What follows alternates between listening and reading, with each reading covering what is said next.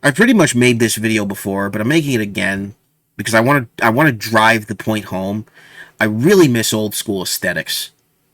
I'm a child of the late 90s, early 2000s, and it's evidently clear in my taste in music, visual aesthetics, my own designs. My background designs is roughly based on something akin to the 90s, sort of a hand-drawn aesthetic, sort of a paint drip thing I've got going on. And the old TV, the rabbit ears TV. I love old TVs, dude. Just looking at old TVs just makes me feel good inside because it reminds me of the golden era of TV.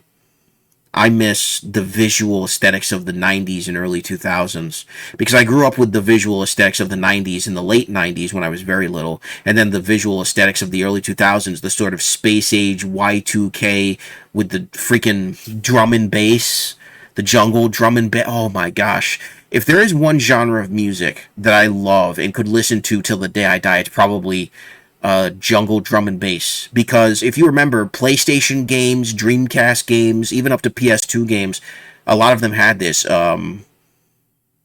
What's it called? Ape Escape. Ape Escape had it. Bomberman Hero had it. It's one of the first games I heard it in majorly. Some of the Need for Speed games had it in their menus. It was so popular, that sort of drum and bass aesthetic and sound. And it was sort of a space Wipeout, like Wipeout 2049, had that wonderful aesthetic to it, where it was just space age, but they had that beautiful drum and bass, that jungle drum and bass soundtrack. Wonderful.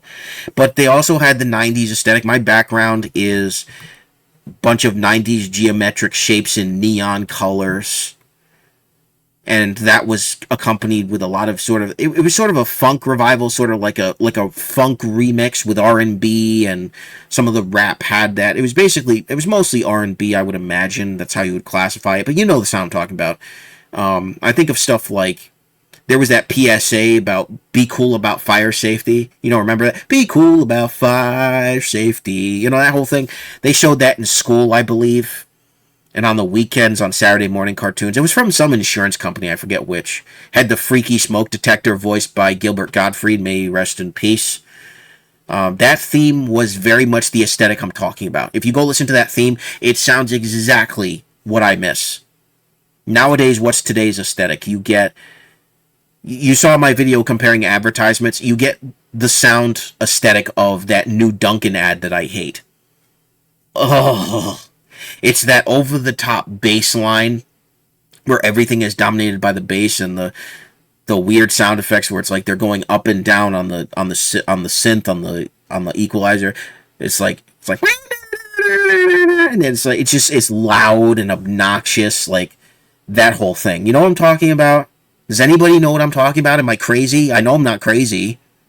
But that's what I hate, because that's every commercial I hear is that, because that's the aesthetic, if you want to call it now. Just over the top bass and loud instrumental, but it's obscured by the bass. And you know where that comes from?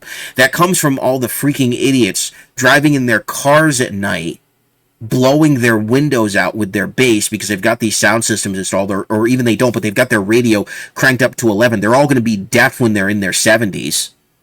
That's where that comes from. Mainstream finally went, oh, kids think that's cool. We'll put that in our freaking commercials and in our media.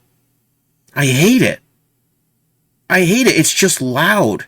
And I know our parents and grandparents every generation complains about the next music. I get it. And I'm only 31, so it's a little too early for old man yells at cloud, but still, I hate modern music so much. It's dubstep. It's the dubstep sound. That's what I'm thinking of. I couldn't think of the name. It's the dubstep sound, which sounds stupid. At first, dubstep didn't sound too bad. And then it got really bad, really obnoxious, and it gave way to whatever this new style is that's sort of akin to it, but it's still a lot of heavy bass line and just messing with sounds. It's just making sounds that sound rhythmic but kind of aren't. And it just sounds terrible. It's nothing like jungle drum and bass or old school techno or dance music. They launched a 90s dance station on iHeartRadio, and I already loved their 90s station, so that was a step up for me. And I love that stuff. Dude, I could live in a perpetual loop of the 90s and early 2000s just going around and around again. Even if we never get to today's technology. Or maybe we just kept the smartphones throughout all those eras. I don't know. I could live without them. I could. I could just live in that era on a constant loop because the entertainment was great. A lot of other stuff may not have been, but the entertainment was great. You could always look forward to something new and fun. And even if you got bored, I'd rather be bored in that time period than dealing with today's garbage, which is constantly headache-inducing. But the point is there used to be aesthetic, and there really isn't anymore. Most aesthetics are drawn from old aesthetics. Most people think of an aesthetic, they think of 80s or 90s or 70s or 60s. When culture had things that looked cool, there was cool architecture, there was cool art, there was cool design. Everything's going for minimalism. Minimalism is the thing now. Less clutter, less visual, less anything. It sucks and it's boring. It's why I jazzed up my channel with the whole paint trip aesthetic. Because I was like, I had bricks before. And then before that, I don't even remember if I had anything. But I was like, you need some color in the world and some pop. And there really isn't anymore. Color seems like it's forbidden. Nobody's saying that, but the way that things are designed, corporations have completely given up on design aesthetics. Completely.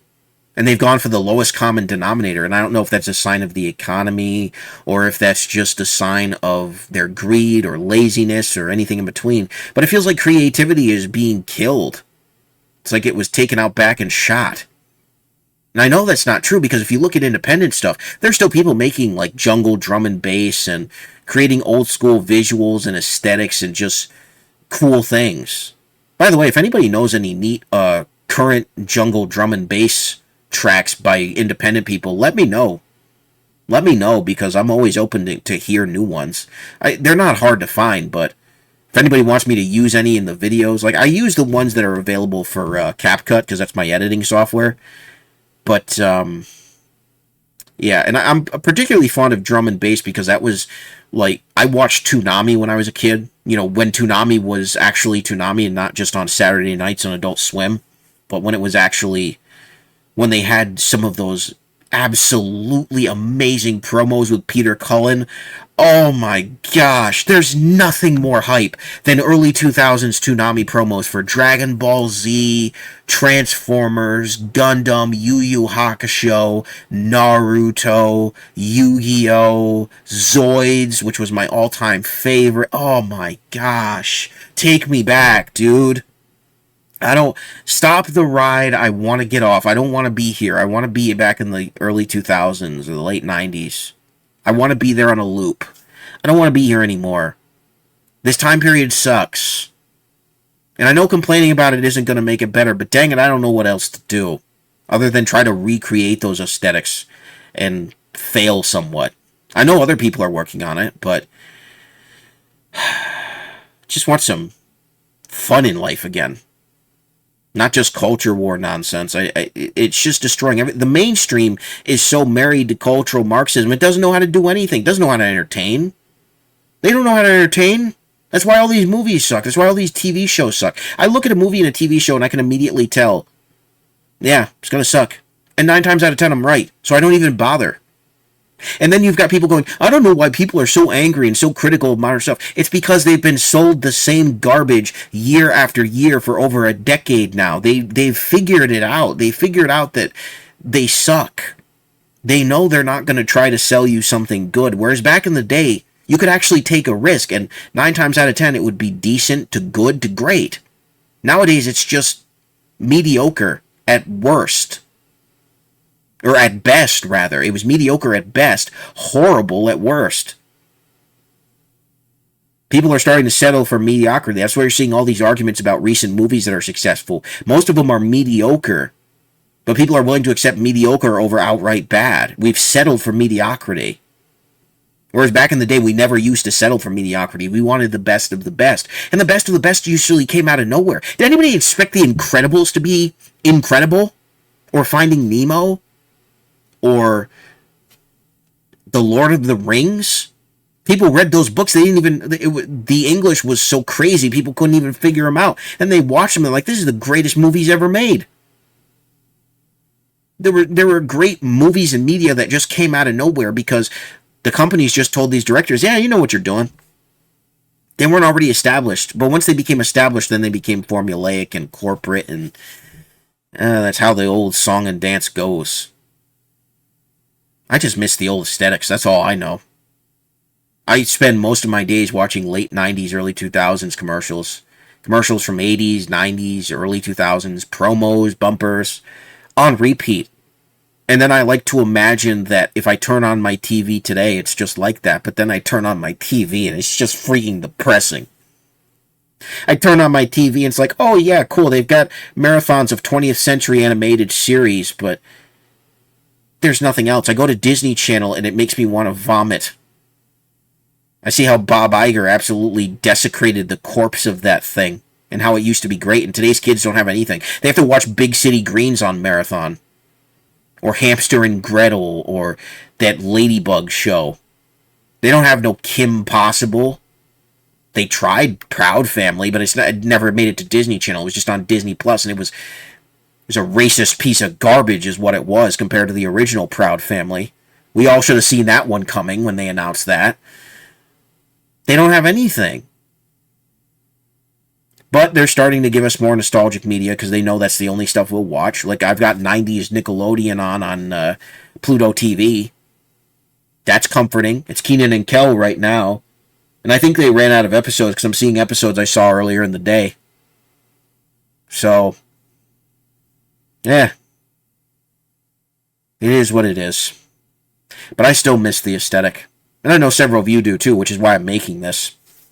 We can all reminisce about it together as the world burns. Won't that be fun? Thank you very much for watching, ladies and gentlemen. This has been Super Koopa TV. I will see you guys next time. God bless. Have a good one. Peace.